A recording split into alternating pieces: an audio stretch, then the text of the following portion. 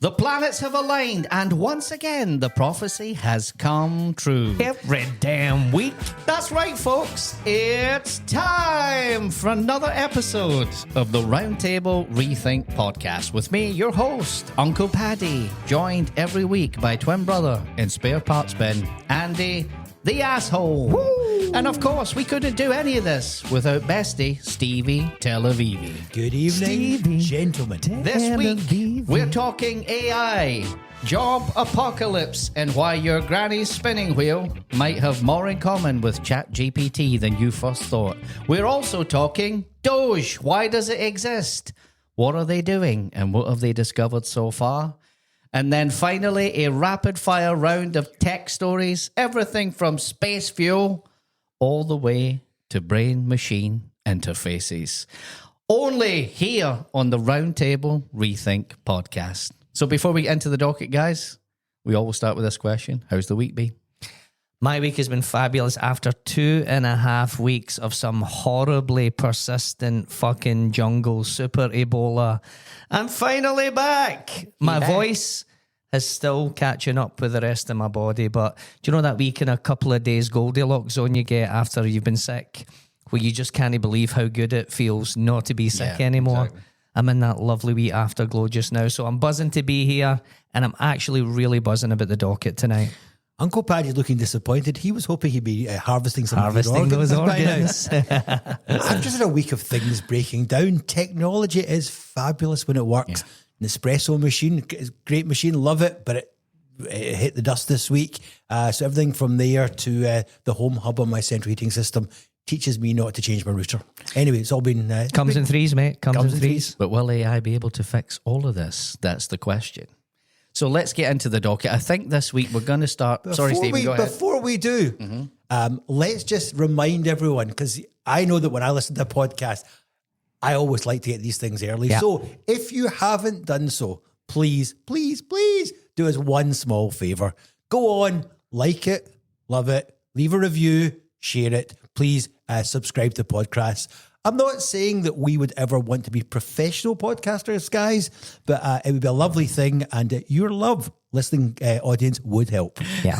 Stephen's begging is on another level. I love the begging. He's like next level begging skills. Man, I got 5 kids to feed. Listen, I'm talking about my part. What we would like to say is thanks to everybody who watches so far. We're now, the numbers are now up to 150 plus cities around the world. Listeners in 150 plus cities in 21 countries, up from 16. So we're growing like a weed, taking over the interwebs. We're extremely grateful, but we can always do more. So like Stephen said, please like, subscribe and share. Ideally, the best thing you can do is to get us on the podcast platform of your choice and subscribe. Because 71% of our streams now come from the actual podcasting platforms like Apple, like Spotify, and not from our own website. And that's what we're looking for, because we want to make sure when we drop a new episode every week, you get the notification. And if you've got any spare change, if you can stick it in the brown wallet and send it to Stephen's address. I love it. Just leave it on the side of the bed and leave. I overbeg when you talk us up. 21 cities. It's like a corner of Ayrshire. 21 countries. 21 countries. Wow, 150 plus cities. But let's be honest. It's a big corner of Ayrshire. Yeah, but let's be honest. Nobody in Guatemala can understand a word we're saying. So. Speak for yourself. All right, so the order we're going to tackle this in is we're going to head to Doge first. Doge has definitely been the news story of the week. I mean, you cannot turn on any of the social media platforms without being blasted with Doge. So for people who don't know, Andy, and of course, 2/3 of your audience is UK-based, only 1/3 is US-based. What is Doge? What's the problem they're trying to solve? What have they discovered so far? And maybe what are the controversies surrounding Doge? What's the for case and the against case for Doge? So for some reason, I can't say the word Doge without just like smirking and like grinning. Like, it was a crazy thing to do to name a government department after like a dog meme coin. But anyway, Doge was officially established on the 20th of January through the signing of an executive order by President Trump. And it's an acronym for Department of Government Efficiency. There you go. Now, its creation is an attempt to address a long-standing issue of federal spending and budget deficits in the US. Bit of quick trivia before we start. Do you want to have a guess at what the US national debt is currently sitting at? $30 trillion. Yeah, why not? $36 trillion. I knew it was close. And growing only by $2 trillion. What's $6 trillion between friends? Exactly. And growing by $2 trillion every 12 months. So to understand how we got here, we need to do a wee quick history lesson, which takes us back to 1971 when Stephen celebrated his 50th birthday. In 1971, the then President Nixon officially ended the convertibility of the US dollar to gold, moved the country off the gold standard where every dollar in circulation had to be backed by physical gold, and moved us on to the fucking mad upside down world of fiat currency. Now, the abandonment Coloured sheets of paper that have imaginary value because we all agree that they're worth something. Whatever happened to the government promises to pay the bearer on demand X in sterling? Yeah, exactly. Now, the abandonment of the gold standard gave the government more flexibility in terms of monetary policy, but it also removed a key constraint on federal spending. In short, it let government spend like drunken sailors, and boy, oh boy, did they spend. So let's have a wee look at what happened from the 1970s onwards. So in the 1970s, deficits became more common, though still relatively small by today's standards. In the 1980s, particularly under President Reagan, deficits ballooned significantly under the Reagan administration. President Clinton in the 90s was one of the less profligate presidents. He acted a surplus. And actually ran a budget surplus twice. Is that the last time that happened? That's the last time that happened. From the 2000s right through to today, large deficits have become the norm, exacerbated mainly by wars, by economic crises, and by pandemic spending. So what is the remit of Doge? So under the leadership of Elon, Doge has been tasked with slashing wasteful government spending and improving government efficiency. The clue is in the name. Now, the thing I love about it is it's a temporary organisation. So it's got an expiry date built into it at the point of creation, which is the 4th of July 2026. Independence Day. Coinciding with the 250th birthday of the creation of the United States. And its job between now and then is to save the US government $1 trillion in spend before it deletes itself as its last action on the way out the door. And by the way, before we go any further, I love that idea that's baked into the whole concept, which is the last line item of spend that Doge will delete is itself. Put yourself out of business. As it turns the lights off on the way out the door. So I love this. Now, what is the approach? So you could be forgiven for thinking that they went out and hired 10,000 middle-aged accountants in suits and that they're all sitting in a gigantic... With all due deference and respect to middle-aged accountants. Yeah. But you can imagine the scene, right? I don't think our core audience, but if they're listening, we love you guys. There'll be one or two accountants listening, and we all need accountants and they're all very important. But you can imagine 10,000 of them sitting in a gigantic call centre with reams of paper in front of them in their desk, manually, one at a time, going through in government expenditure. That's not what's happening. So as you can imagine, with Elon at the helm, it's a very highly technical approach, and it's split into 3 different elements. So the first element is there was a bunch of software engineers and data scientists hired, and they built Big these... balls. Sorry? Big balls. Big balls, yeah. So explain the big balls. Stephen looked at us funny there. So the joke is, the news cycle at least is focusing on the fact that some of these programmers that Elon has brought in to help him with the Doge effort are actually young kids. Some of them 19s, 20-year-olds. Yeah. One of them has true, by the way. One of them has a handle online called Big Balls. And so mainstream media seems to be obsessed with this, which doesn't undermine the fact that he's also one of the smartest guys who might have ever existed. Doubly blessed. They're prodigies. They're just technical prodigies. You don't get to work directly for Elon on a project this important unless you're an absolute next level. He was literally able to write an algorithm that was able to take a burnt ancient scroll that had meaningful significance and actually in the ashes find the words in the scroll and deconstruct it back into a readable document. So, and as well, he's not your average 19-year-old. No. He's not your average kind of remedial coder. They're all prodigy level coders, these guys. And so what they've done is they've built these AI-powered algorithms, and their job is to ingest hundreds of millions of line items of governmental spend. And what the algorithm is doing is it's looking for patterns of inefficiency, it's looking for patterns of redundancy, and possibly even fraudulent behavior. That's what it's designed to do. And it's ingesting tens, hundreds of millions of line items of spend, and it's applying this method. Spitting out the exceptions. Basically. Spitting out the exceptions for manual review. Now, another thing that they're doing that I didn't... Possibly the only way this could actually get done. Oh, you can't manually go through hundreds of millions of line items of spend. Not unless you're prepared to stand up 100,000 people somewhere, you know? Yeah, yeah. So it is the technical approach is definitely the right approach. The other element to this is they've introduced blockchain technology for all future payments that are going to happen now. Thinking about a post-Doge future, creating an immutable ledger of all financial activities and making it easier to track and verify expenditures in the future. And then the final part of the plan is it's developing a centralized data platform.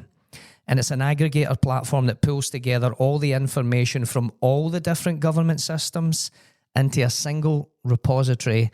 And what this will do is post-Doge, this will enable real-time monitoring of spending across government departments long after Doge has been disbanded. So before we go any further to look at what they've actually found, what do we think about the approach so far? So there's Sorry, Stephen, before you answer that, can I just say one more thing about it? Because it'll actually tie into your answer. Okay. One of the things How do you know? Because one of the things that's very poorly understood about this is the people that think they've got too much power need to understand that they have read-only access to the information. They can't do anything with the data. They can't manipulate it. And I actually heard them described on another show, and they were described as, wait for this, read-only auditors of the truth. Read-only auditors of the truth. They're not doing anything here other than shining a light on what's being spent, with whom, and for what. So before we go into what they found, what do you think about the approach? So the approach you cannot fault. So we all want to see a cutting of government debt here as much in America. And I'm sure lots of people here are looking almost enviously at what's happening across in the States. There are things that worry me, and I think we've already seen some of those. So we've all sat around the table and talked about the fabulous finding of the $50 million of condoms to Gaza, which is proven to be debunked and didn't happen. So, or at least there's been very little to show that it did happen. So first of all, what we know about that is it was the line item on that expense line. Whether it actually ended up being a container load of condoms to Gaza might be a different thing. I don't think there's anything that was the line item. Yeah, I don't think it's been tied in. Yeah. So I think there's that. But that's an isolated example. I mean, the problem is there's a mountain of examples. So again, what I'm saying is I'm all for it, but I have to say I have my concerns. So one, we are getting data from very smart data guys, but we're seeing line items in isolation without fully understanding. And they're not already, we're seeing there are errors. Secondly, some of them don't have any context beyond what they are, by the way. I mean, some of the shit I'm about to read out to you here is going to literally curl your hair. I mean, and it has no context beyond what it actually just is. I think the second point is, again, there have been previous examples, you may talk about this later on, of these types of government saving. So Reagan had them. I think Clinton's had them as well, of government trying to save money to look internally. And of course, there's a plus and a minus. These were all done within government and regulated by government. Now, we all, I think, agree that the problem is so great, that national debt in America and in the UK is is so out of control. It's so out of control, and effectively an economy sinking problem. And on an now. accelerating curve as well. Yeah. I mean, it's not like it's out of control, but we're managing it. It's out of control, and it's getting more out of control every day. We are all on a trajectory to a major Bankruptcy. major To economic the point collapse. where America's paying $1 trillion a year just in credit card interest on the debt. But this is something created by by executive order. So first of all, you're right. It has a power to shine a light, Yep. but ultimately it's restricted by what by what executive order is allowed to do. An executive order is not allowed to cut government departments. Executive order is not allowed to cut budget. And effectively, we're going to see, as we're already seeing, the whole thing being caught up within legal debates. So ultimately, what we've got to be really careful of, and I'm all for getting this problem sorted, but do you really want to put that power effectively in the hands of the president when it's been created by government at its appropriate level? So it's the executive branch. So again, another thing that I don't think is particularly well understood is Doge aren't making. They're not making any decisions. They're not saying, right, we're cutting this, we're cutting that. They're meeting with the executive branch multiple times a week and saying, this is what we think this is what we think looks dodgy. This is what we think needs cut. You tell us what you want to do. And then 99 times out of 100, Trump and his, the team round about him that's dealing with that as part of the executive branch are saying, yep, that looks right to us. Get rid of it. Delete. And I think we all agree, the system as it worked didn't work. So it has to be shaken up. But what I'm saying is we're just, we're making all these wonderful headlines. You're going to tell us some more stories which you say will curl our toes. I've yet to be persuaded that when we actually take this further down the line and we start to see the court looking at it, the executive does not have power, as far as I read it from executive order, to cut departments, to change budgets. That's in the hands of the legislature. But they're already doing it. Well, that's why we're seeing the court. That doesn't mean it can't be challenged. And that's why we see the court cases start to come up. So I'm all for it if it's done right. We come down to a question of, do you trust Elon Musk and what he's doing? And we all have lots to say about that. Do we trust Donald Trump and his powers of executive? Or do we want to have a legislative system that has checks and balances that sometimes goes slowly, but they ensure it's done right and it's done for the benefit of the people? And I'm not saying it's being done right or for the benefit of the people at the moment, but I think we take a big risk when we start to disregard all of the safety rails. Okay, fair enough. I'm amazed that... So here's my biggest surprise in the whole thing.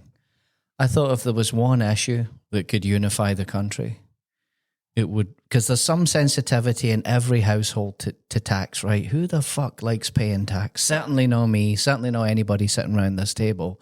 And I have to imagine almost nobody sitting around the American dining table loves paying tax, wants to pay tax.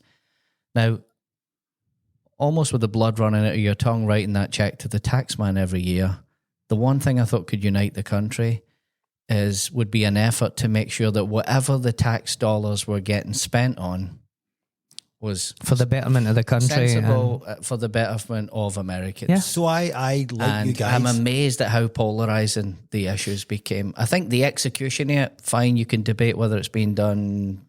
Is it too fast? Is it too clumsy? Is it too hap-handed? Is it too public? But the fundamental premise of hunting down this waste, fraud, and abuse and eliminating it from... But on the other side of that, I spoke to one of my best friends, lives in America.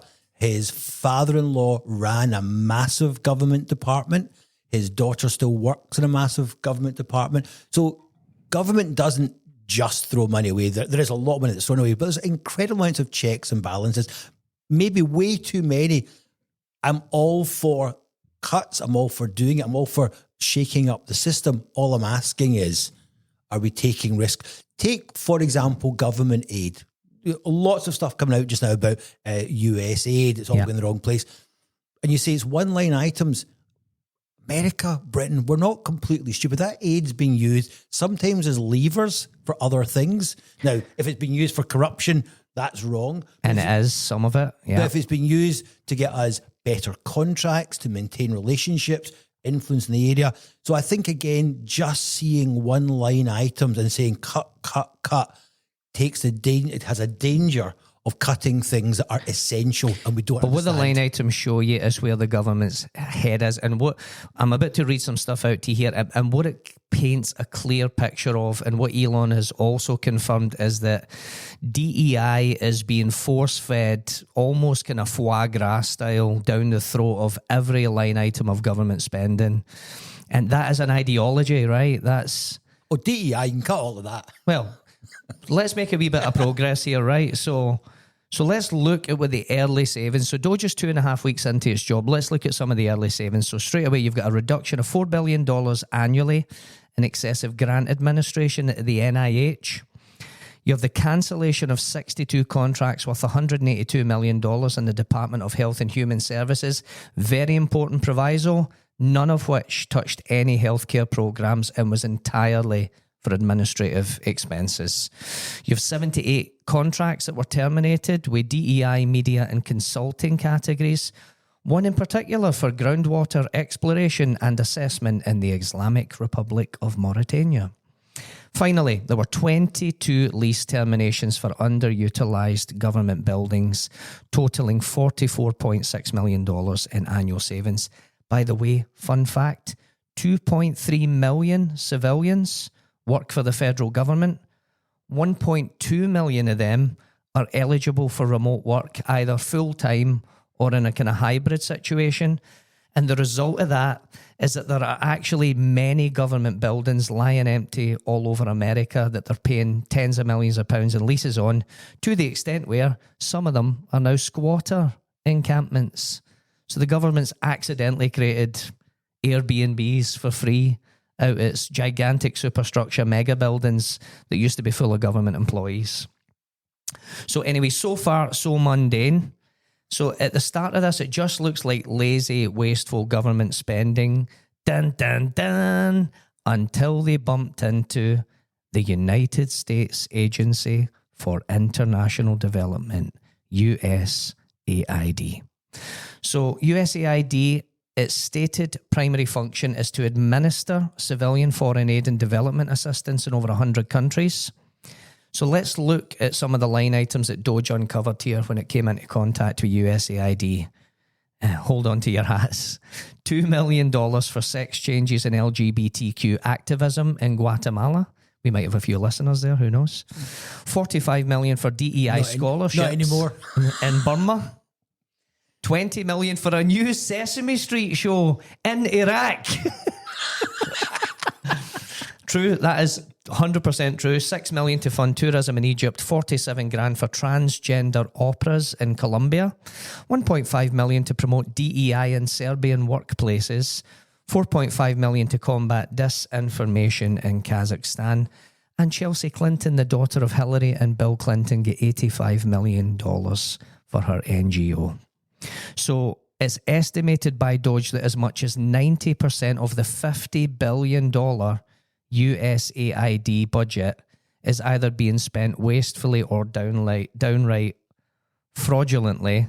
And here's the scary thing. They are 1% of the way through their audit, and their current run rate at the moment is they're saving $1 billion in new savings every single day, with a target to get to between $3 and $4 billion a day, and they're less than 1% of the way through their audit. By the way, just before we came on air here tonight, they just started their audit on FEMA, which is another government department, and they found the first line item they found was $56 million worth of New York City hotels to house illegal immigrants. So for what it's worth, I think they're doing the Lord's work. I think every American citizen owes Doge a huge debt of gratitude, and I only wish to God that we could stand something similar here in the UK. Let's do it. Let's start Bogey, the British Office of Government Efficiency. I think the three of us should start Bogey. Bogies. Oh, listen. Yeah, I mean, I think I'm on board. If you subscribe to the Dave Ramsey kind of methodology for how to live a life, right, which is you live within your means, you spend within what you've got coming in. Maybe programs like this are very luxurious programs to afford yourself, when you're hurtling towards bankruptcy. And so, and by the way, I think there's historical precedence for this. This isn't the first time that Doge has That's been what Stephen attempted. said. There was two there attempts have before. been, but they've all been done within government authority. Yeah. I'm with you. I mean, I'm not against government spending. We are seeing, and we all listen to podcasts and other speakers on this subject. We and our parents have been stealing our children and our grandchildren's inheritance. It's obscene. It needs to stop. We're all in agreement. I'm sure that what's been done to date has been poor, often held up by those in power who don't want the spotlight shone on them. So all of that stuff, we're all in agreement in. All I'm saying is, don't throw the baby out with the bathwater and be careful about taking the guardrails off and how that might yet play out. Stephen, bring it back to the UK. It was only a few weeks ago where you sat there as your own mini audit of UK government spending, right? Are you trying to... So what they're telling us in the media every day is that every problem in our life is because of a $20 billion black hole that just cannot be squared away, right? Government spending in the year ending 2019 in the UK was under £800 billion. It's now almost £1.3 billion. So let's round it up to we're spending £500 billion more in 4 or 5 short years to run the country. Are you trying to tell me if you sent in fucking Michael O'Leary, a miserly, miserable bean-counting accountant from Ryanair, with a team behind him, he couldn't, in the first afternoon, find $20 billion pounds worth of efficiencies in UK government spending? But it'll never happen because everything here needs to go back to Parliament. We don't have these executive powers to... And I think the problem is, and I think... Again, thinking the thing through, we're going to see this thing getting caught up, as I say, in parliamentary oversight or congressional oversight, Supreme Court challenges. What this needs to be done is presented to Parliament in a form that Parliament or Congress can then say, yep, we agree with all those cuts. Yep, they need now to be ratified. The President, as far as I understand, and I'm not an American constitutional lawyer, I've just read through a few things, I don't think he's got the power to make these cuts unilaterally. So it's a lovely headline. It's a fabulous spotlight. If half of the things which you're saying are correct, which I'm sure they are correct, there's tons to be saved. But there has to be a degree of process followed. Otherwise, we end up going down the Putin-Russia type scenario. There has to be checks and balances. But if you have to do that, then unfortunately nothing's going to happen because turkeys don't vote for Christmas. Yeah, disruption. End of story. Disruption never comes from the inside. Yeah. And by the way, you could apply that. One of the things we're going to talk about later is military and how it's reacting to AI. The military industrial complex will fundamentally now be the suppliers to the military in a post-AI world. It's taken new disruptive organizations like Anduril and other drone builders to come in out of nowhere because the innovation and the disruption never comes for the guys who landed you in this place in the first, So the people who got us here are now the answer to get out of it. Sometimes you need to bring insiders in. You need the disruption. Absolutely. Listen, I think every American in the heart probably knows this is a bloody good idea. They just don't like the messengers, or some of them don't like the messengers. And you're back to that kind of polarizing thing. And again. we all know government is misspending. We see it day by day. We know that we're paying more tax. Certainly in the UK, we're getting less and less for it. So no one disagrees. As I say, I'm 110% with you on the principles. As I say, I'm only trying to say, keep an eye out for the create bogey. Spawn bogey tomorrow. I tell you what, I wouldn't pick bogey. Right, bro, what you got? So we're moving on from Doge to more AI stuff. So I think when I listen back to the last 2 or 3 weeks, a ton of AI content. I think it was all timely, but very technical. And I think we geeked out on models and capabilities and stats and facts and figures. And so... And some people show up specifically for that, by the way. Some of them have been in touch with me today wanting to know when the podcast was dropping. So there's certainly a meaningful part of the audience that shows up for that deep technical dive into AI. But I thought this week we could do a nice AI palate cleanser. So we could talk more high level and talk about societal level effects. And so is that the more and more I dive into AI, and as you guys know, I've been in AI from the very, very beginning. I was spamming you guys 2 Christmases ago with ChatGPT 3.5. 3 examples. So I've been geeking out on this for years now.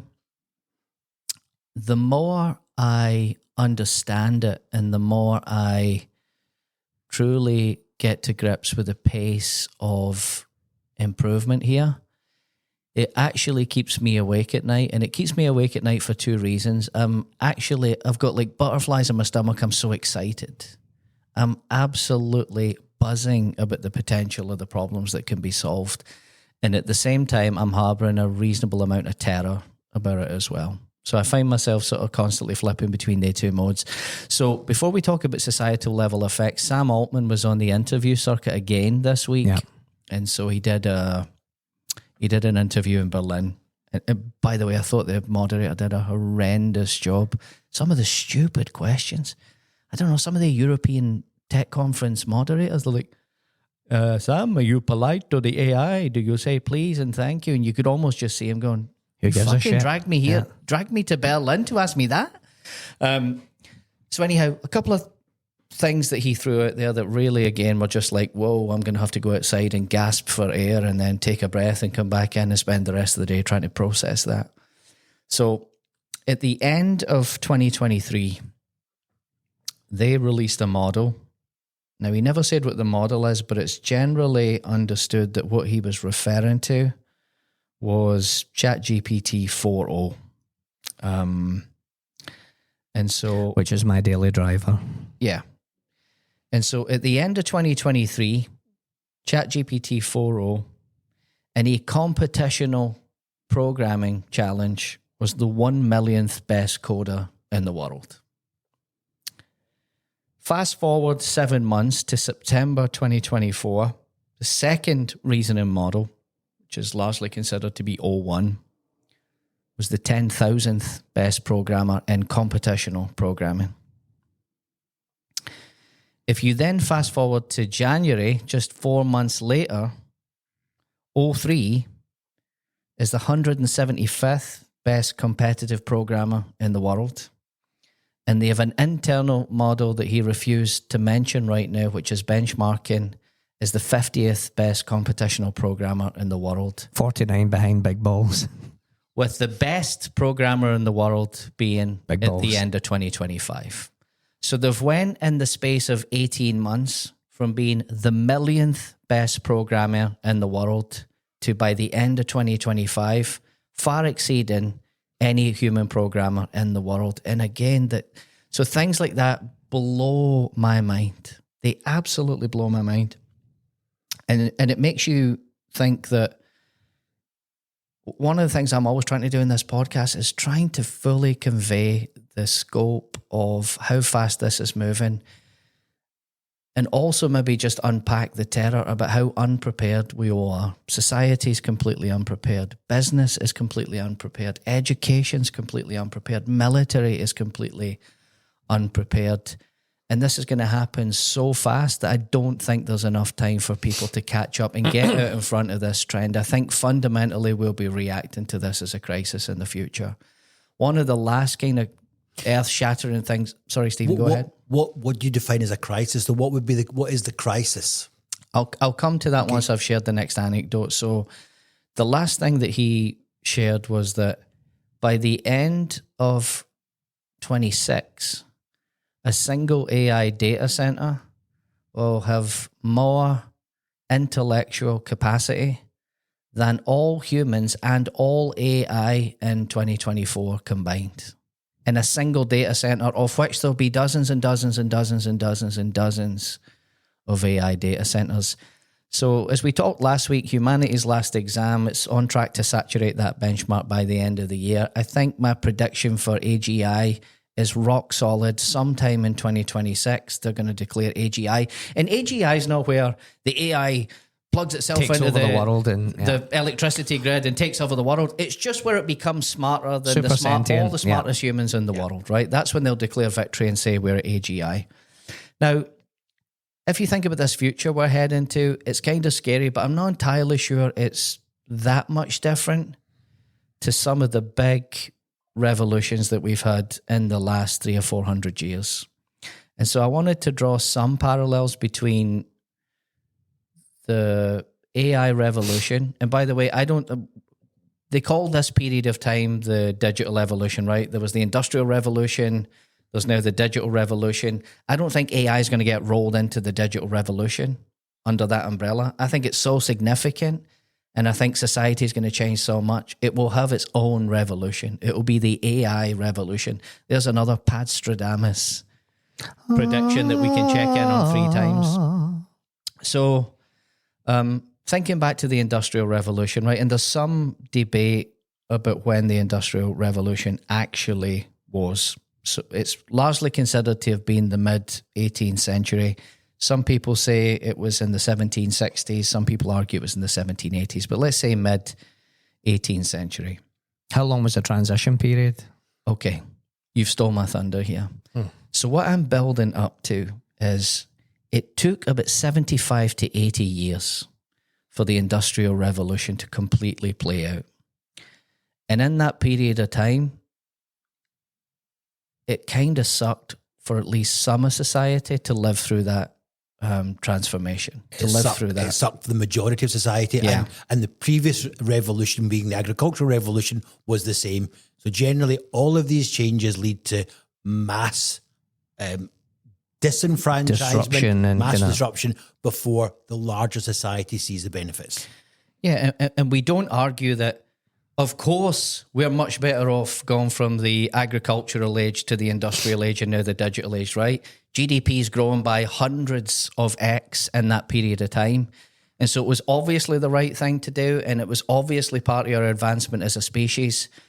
But if you were a weaver with a loom, working at home, creating garments, which is what most people did back then, you basically worked on a farm or looming. Textiling. Textiling was a home-based industry. You did it in your house, basically.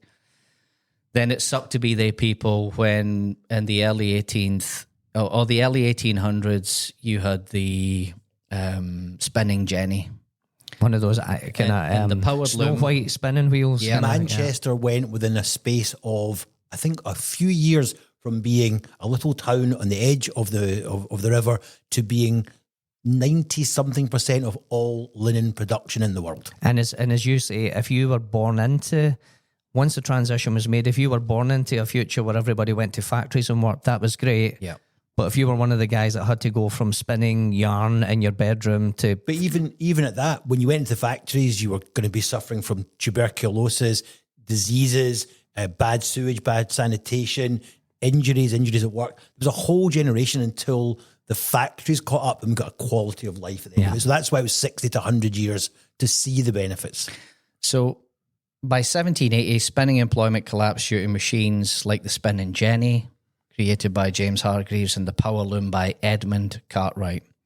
And they increased productivity by 500x and 40x respectively. 500x. Wow. So most of the people that worked in that space were women, of course. And so unemployment levels for them actually persisted at like depression level unemployment levels for 50 fucking years. Yeah. Yep. 2 generations. An entire working lifetime of absolutely depression level conditions from an unemployment perspective. So these transitions have always been long, and they've been painful for the people who had to live through the transition.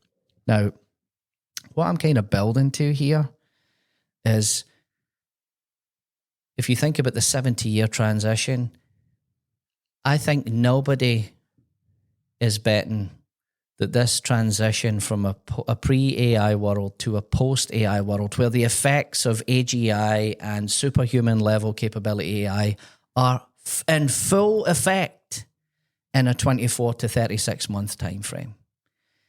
And if that's true, and if you don't believe that, then you probably believe that I'm out by no more than 6 to 12 months, right? That's all we're really arguing about. We're not arguing about if we get there. Is it 3 years? Is it 5 years? We're arguing if it's in 24 months or 36 months. And if I screw it up, then we're only arguing that I'm 6 months out. Yeah. But it's 100. So if you've got a kid who's 12, By the time they're 15, this is done. Game over. Yeah. This is done. It's happened already. Yeah. It's not going to be a slow 50-year transition. It's going to be done.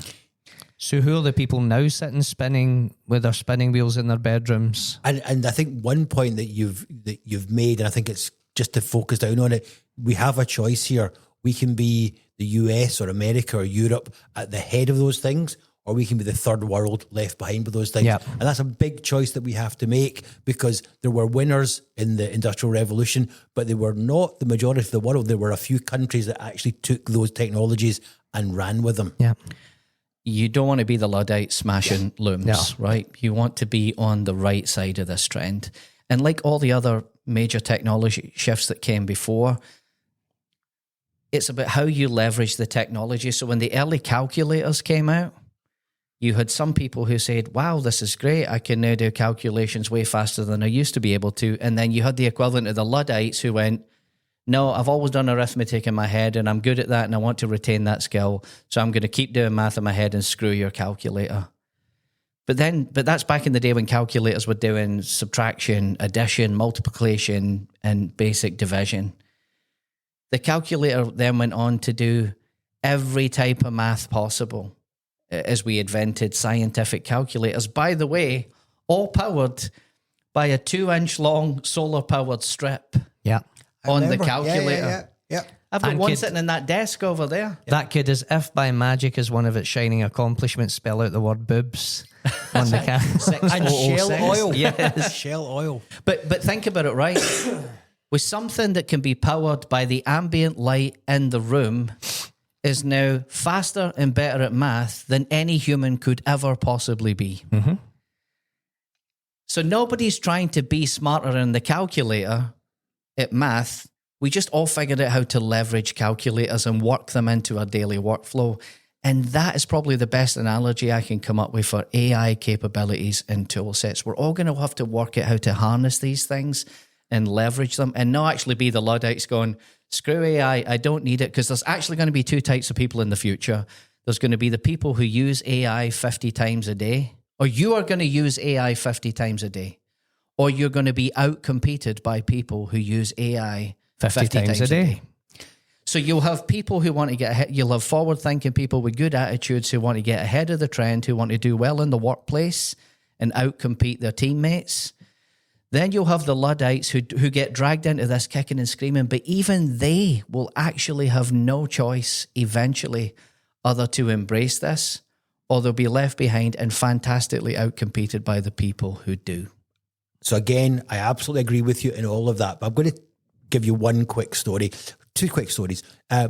I spent a lot of time dealing with students, what they were 20 to 25. They don't understand basic arithmetic anymore. Yeah. The real problem, they don't understand basic arithmetic. They struggle with numbers in their head. They have lost that ability. And that ability on a day-to-day basis is important. You need to sometimes understand how to do the workings. And I was chatting today with a young gentleman on my information technology and the law course, and I asked him how often he used LLMs. And he said, I use them, but I try not to use them too much because I want to understand still how to understand the law and understand the calculations. So there is that kind of balance. They are fabulous, but you got to be careful not to overuse them. You've still got to, we still have to understand at some level how stuff works, and then use the machines. But also, I was having this exact argument with my wife at dinner, right? So she's like, well, I don't want to turn off my brain and just be completely dependent. I went, you said that like it's a choice. Yeah. You can either no longer think or learn stuff or use AI. The answer is you do both, and you actually use AI. And the more you think and the more you use your brain, the better outputs you get from the AI. Because what a lot of people do just now is they use it as a Google search alternative. How many people are in China? That's not the use cases for AI. We were doing a thing the other night about prompt engineering. Because I'm building these GPTs inside my business just now, I'm going back and learning how to prompt properly. And the outputs that I'm getting are exponentially improving in terms of the quality of the outputs I'm getting, because the quality of the inputs is far superior. I think I look at teaching, for example. you don't need teachers when you've got ChatGPT. It's what you need is the right structures. You still need to teach students, young people, ways to think, learning how to prompt, whatever it is, but they still need to, you can't just jump into, there has to be an education about how to use it better. That's maybe where I'm coming from. And you need to stop, but you also need to stop telling them that AI and ChatGPT is bad and it spits out mistakes, because there's a lot of bogus information that teachers are putting into students' head around about AI and the use of it at the moment. By the way, it's no teacher's fault either. Like, I had this conversation with my sister, who's a school teacher, and she made a very reasonable point. So I sat Sam and his mate down. My son, Sam, stayed over at the weekend. He brought his pal, they're 15, took them out for breakfast, and I was quizzing them. Hey, do any of you have any AI, ChatGPT, Gemini on your phone? Nah. Do you know anybody who does at school? No. And then, without trying to lead the witness, I basically said, what's the school's, what's their reaction to this? Do you feel like they're supportive of this? Do you feel like they don't really care about it? Or do you feel that they're negative about this? And their feedback to me was, oh no, it's super negative. Like, there's a lot of, don't use ChatGPT or you're cheating. You can't trust any of the outputs. It's all garbage information. It gets everything wrong all the time. And we're going to put everything you send us through these filter screening things, plagiarism filters to see if you actually used AI as part of to generate the outputs for your exam. Now, I get it, right? So what my sister said, and it was a perfectly good point, is if they get good at prompting and they turn in Shakespeare-level essays, then we don't know what they know, and therefore we don't know how to target the learning. That's a perfectly reasonable point to make, and I totally get it. And I don't know how to square that away with that same kid's need to have familiarity and mastery over these tools, which they're going to completely depend on for their livelihood over the course of their working life. So this all feeds back into the fundamental point that I'm trying to communicate here, which is nobody's ready.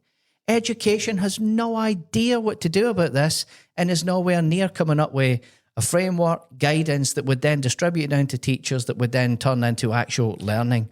And then where does teaching fit in a world where you could create an AI GPT? Like, again, I'll share one more anecdote. So my son could benefit from a math tutor. If any math tutors are listening, by the way, get in touch with Uncle Paddy. We've reached out to many math tutors. Nobody's available. So then I'm playing with some custom GPT stuff earlier, and I think to myself, could I build a math tutor that's cognizant of National 5 math, which is what Sam's sitting, who's cognizant of his behavioural characteristics, good and bad, some of the things he's awesome at, some of the things he's deficient in, with the context that it's trying to solve a very specific problem for where he has gaps in his knowledge base. And I created a personalised GPT that's a math tutor just for Sam. Now, I'm too dumb to know if the outputs are good or bad, but they look pretty good when I looked at them on the screen.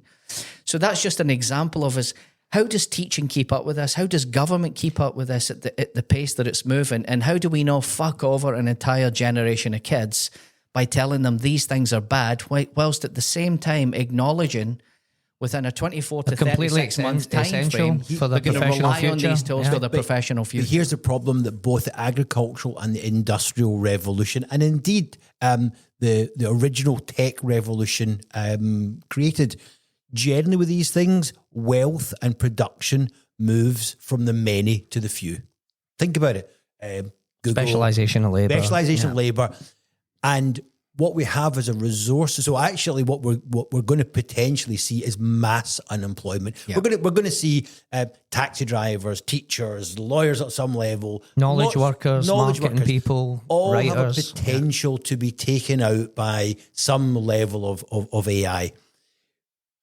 But wealth will be created. So actually you move as the problem that we've had through all these previous revolutions.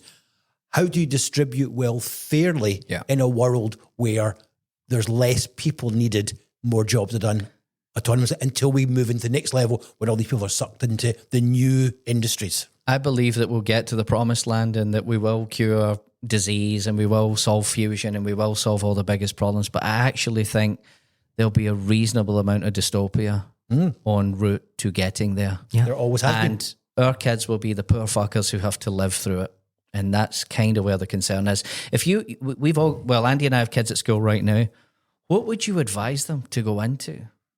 That's an easy one. AI is now going to be absolutely disruptive. And Brickies, other than being a bricklayer, joiners. I mean, it's back to the trades, right? We spent the last 15, 20 years convincing our kids to be IT people and software engineers. And it turns out the people that are going to get run over the hardest are coders. We told all our children in the last 20 years, become a coder, become a software engineer. Or on the other side of that coin, think about what we do at the moment. So if I want to fix my car or my central heating system, I can go into YouTube and I can see a video, or I can go onto ChatGPT and I can actually read all the stuff. But guess what?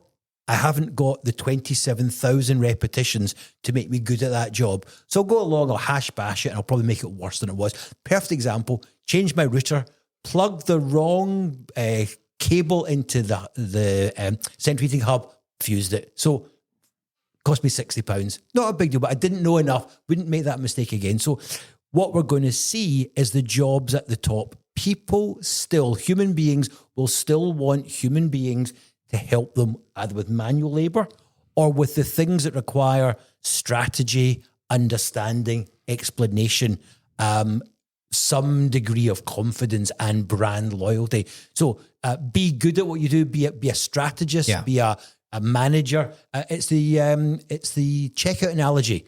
We're going to get rid of people on the checkout counter. We're going to have a few managers, but the only ones that are really going to have a job are the ones that take knowledge and turn it into technology. Yeah. Yeah. And by the way, I used to work with a bunch of software engineers. If you're a top 1% engineer, you're going to be fine. Yeah. There's always going to be a role for the killer. But it's the worker bees that are going to Next level thinkers, guys who can truly solve problems and see through things like that. That will continue to elude AI for a long time to come. But if you are a 4 out of 10 engineer or a 5 out of 10 engineer, and you're hiding it in a team somewhere, and you're hiding it in a team somewhere, just making up the numbers, then your role probably gets starched out by AI. And we've actually seen a version of this, right? If you go back 15 years ago, every single town and village had the local web developer guy. The guy who built the website for the plumber or the baker or the local, manufacturing shop or whatever. Squarespace and Wix and all these sort of drag and drop builder sites abstracted all that away. People don't really phone local web developers to build websites. And if they do, it's probably only because they don't realize all this other tooling exists. So we already took front-end web development and we abstracted it away. We're just moving to the next level now, which is this intermediate level software development is the next thing to be abstracted. We're doing it already. I have built a GPT inside my company, which 24 months ago would be seen as alien technology for Bunker 57, right? In terms of its capability right now. I can't code. I did it all through a tool set that was available and my ability to write and prompt. I didn't need a coder. And this would, 24 months ago, this would be seen as some kind of witchcraft. I'm going to come on to my section in a second, but I think what we also realise is that technology sometimes comes along and sorts problems that we've been worrying about for ages. So you guys know that I tried to, myself and someone else, tried to build a legal automation system. Technology just wasn't quite there yet. We couldn't get the chat stuff. Imagine building legal bot today. Yeah, and that's going to be a whole different thing. So I'll bring us home here. So there's just a couple of things that I wanted to share with you guys, and in particular, I know Stephen will react to at least one of these points, so I'm saving that for the end. So this was you're so predictable. A list of industries that are facing the highest level of disruption during the course of 25 and 26. I actually got multiple sources for these, and it was amazing actually when you go out to the research papers that have been done on this, how consistent they were about the industries that are to be effective. So the first one and the obvious one goes back to my prediction from the first show, is customer service and support. So AI chatbots now handle 67% of routine inquiries, threatening about 40% of all call center jobs. Companies relying on large human agent networks, e.g., traditional telecom providers, legacy banks, face operational overhauls. Yeah. Insurance and financial services, so claims processing. So it turns out about 58% of auto insurers now use AI damage assessment. Underwriting, 42% of life insurance policies are algorithmically evaluated. And so the risk there is that legacy providers who are slow to adopt AI fraud detection, there's only about 31% right now prepared to do that, risk $23 billion in preventable loss because AI does a better job. There's then healthcare examples. There's manufacturing and logistics examples. So I never thought about this one. So predictive maintenance. So the Pratt & Whitney jet engine that phones home at the end of every flight and updates the Pratt & Whitney team on its temperatures and its characteristics. And then they can target that with predictive maintenance and interventions so that you don't have a catastrophic oil leak and have to take the whole engine apart. So it turns out the advent of predictive maintenance, which is entirely based on AI, creates a 35% reduction in the need for technicians. And the AI quality control replaces about 41% of manual inspection roles. And of course, then you get the obvious examples like companies like Amazon who've got fully automated warehouses with no workers. Now, here's the one I know Stephen will react to, legal services. So it's predicted that during the course of 25 and 26, document review automation displaces 39% of all paralegal work. Contracts analysis tools reduce junior lawyer needs by 27%, and mid-sized firms without AI adoption risk a 22% profitability decline. Get him, Stephen. Sick him. Get him. No, I don't disagree with any of that. And my only issue with the legal market is I think we're already seeing much uptake of technology within law. Whether or not we'll see the model, the legal model changing. So firms are already adopting these things to maintain profitability, but there's disruption out there, and it's whether or not any legal firm will become the disruptor. Legal models often rely on the billable hourly rate. Yeah. And when you live in a world where things can be done in microseconds, how do you maintain a billable hourly rate? Yeah. So I think a lot of legal models are wrestling with, is there a new model? Is there a different model out there? But you have to believe that it's almost like the band at the buffet. Like once one goes, everybody's going to go, right? So once the model's challenged and a disruptor comes along and you actually see your billable hours dropping every month because this new model is emerging, I think that's when you'll find a lot of firms simultaneously having to pivot to basically maintain some kind of market position. No one proposition meets every need. Yeah. And again, you're going to find the legal market. Can we just move on for carrier fucking pigeons in law? People making a paper aeroplane. Let me fax you this document. Yeah, let me fax you this document. No, I think what you're going to find is, like everything else, there will be people that always want personal service. There'll be people that want cheapest price. There'll be people that want a mixture of both. So you tend to find, and it's back to what you were saying before about how is this going to revolutionize everything. I think there will be people that take it up immediately, incredible, but there's people that will not want to touch it. And yet, you talk about web developers. Now, you know my friend out in the States. Yep.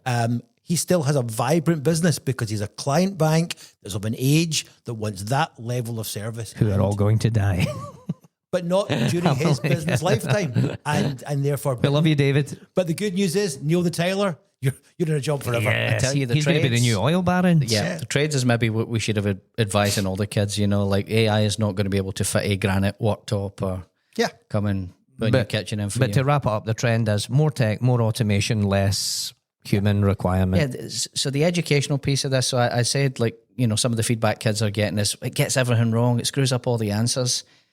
I don't think people realise how much improvements have been made on the hallucination rate. So the early versions of AI, hallucination was a really meaningful part of the problem.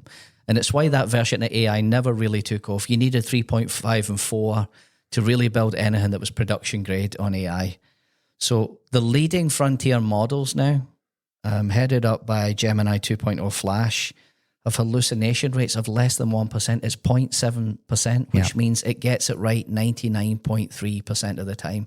And the hallucination rates are collapsing. So any worries about hallucination have already been dealt with, and they will be completely bulletproof as we go forward into 25 and 26. All right, we're done on AI.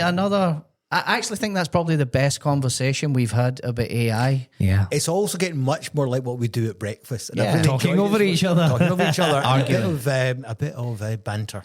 Right, Stephen, bring us home with some rapid fire tech stories. So I'm gonna start, I think, by just a really quick story, if I can. And I think we've all been through entrepreneurial school, if you like, and I think understanding that pain points are such an important thing to resolve. Almost everything that we are looking at changing the world today addresses a pain point. And I speak to law students about this all the time. What is the pain point? What do we solve here?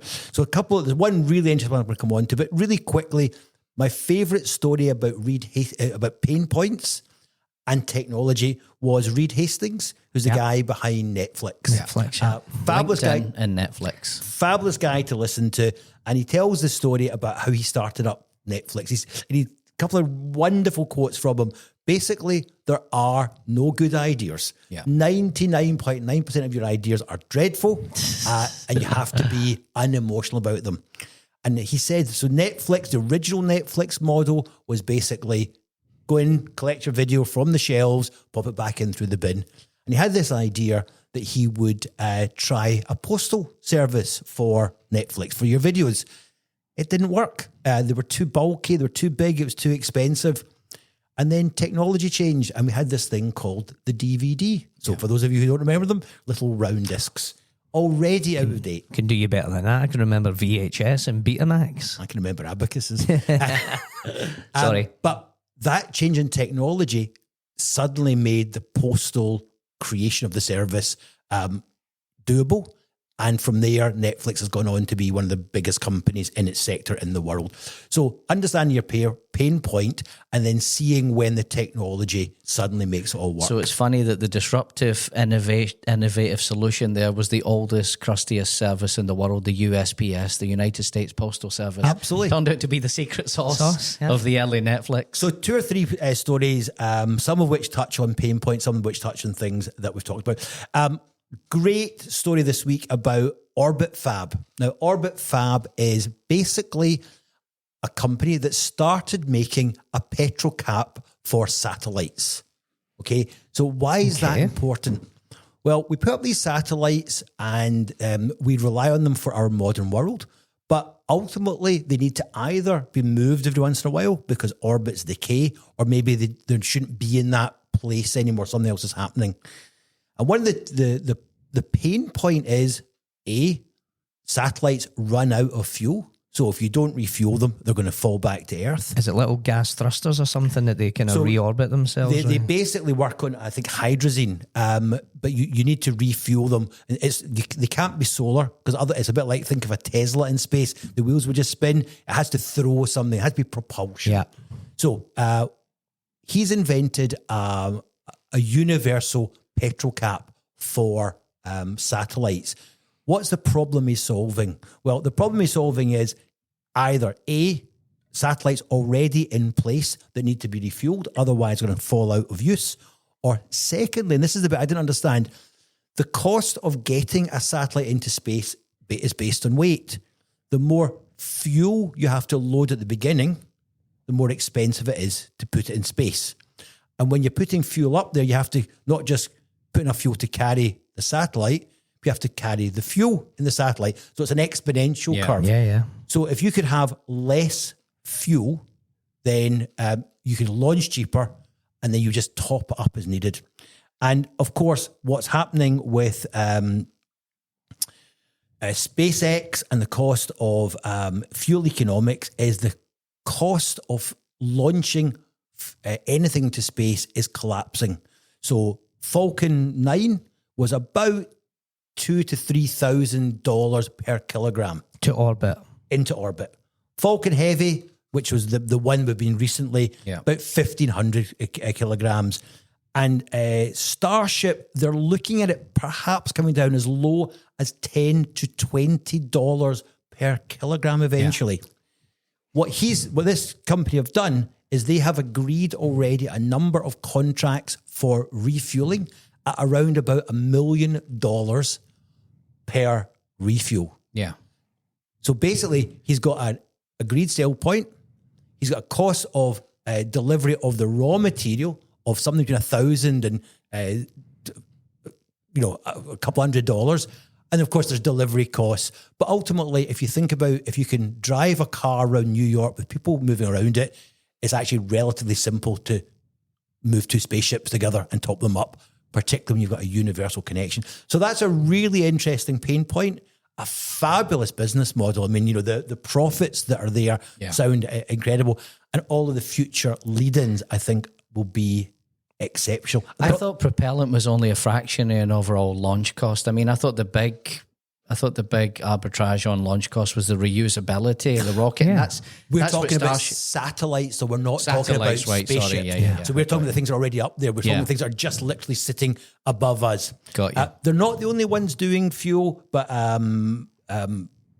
Musk is talking about scraping CO2 out the atmosphere. We're looking at companies that are taking moon dust effectively and turning that into But at $20 a kilogram to orbit, how many millions would it cost to send Paddy into space? Not a lot.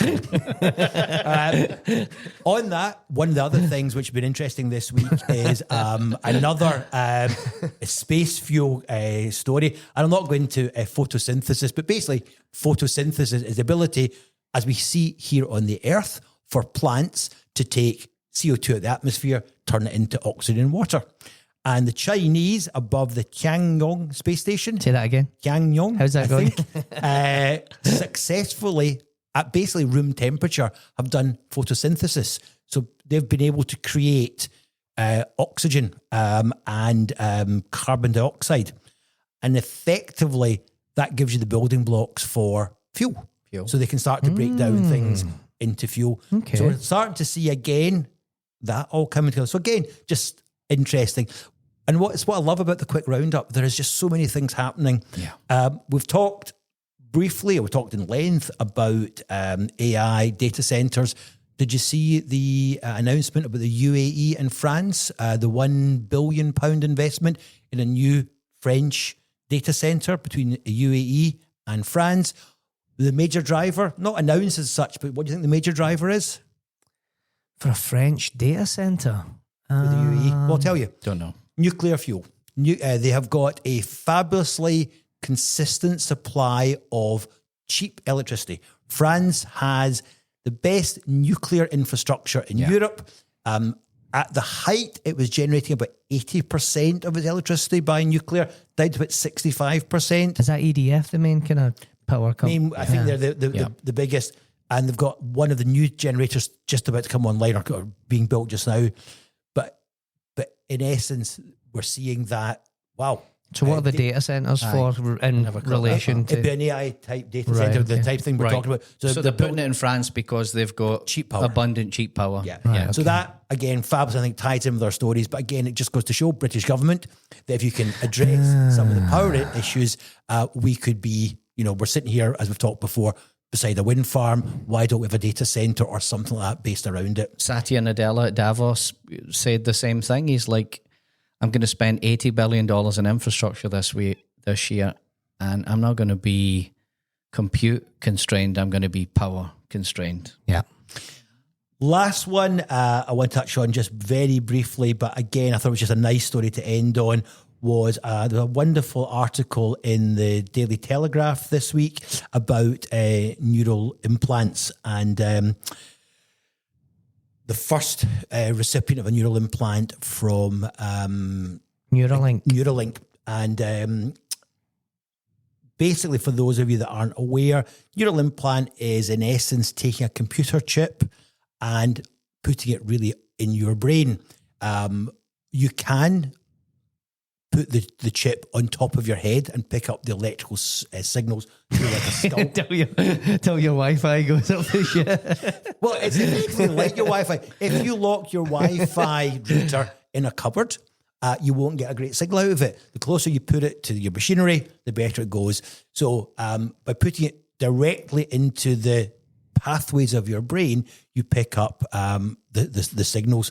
So, and you're essentially communicating by telepathy, like...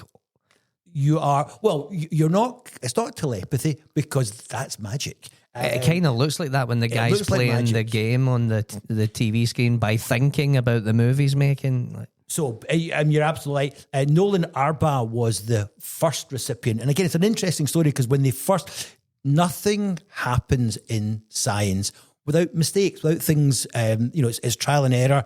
Starlink's first ship blew up. SpaceX first ship blew up. Third ship blew up. new design, third ship, new design, New design. So the first implant was successful. The patient survived, but a lot of the little tendrils, little wires that they then had to place all around the inside of his brain, some of them didn't take in the way that they'd hoped. The threads started receding. Threads receded, and there was also infection. So terrible for him. He was a quadriplegic, a fabulous character, very optimistic, wonderful to listen to. But And a good again, chess player. a fabulous chess player. But what's happened is that they've again used the technology. They've improved the pickup rate of the nodes. And if you see the videos of them, he basically can play computer games with his mind. With telepathy, yeah. Well, with his mind. So effectively, all that's happened is, unfortunately, because he's quadriplegic, the electrons that should be moving down his spine, to move his arms, his legs, can't connect.